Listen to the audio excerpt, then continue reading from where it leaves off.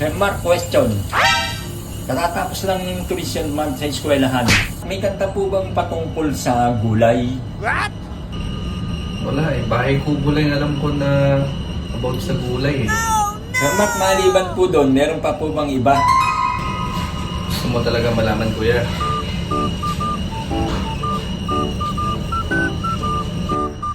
Kuya Joseph, wala akong ibang alam na kanta. Pero may alam akong TV commercial ng laundry detergent. Ano yun, sir? About sa nilupak na patatas. Nilupak na patatas, sir. Oh, gusto mo marinig? Sige nga, sir. Parinig mo nga, sir. Mas putito, mas putito, mas putito.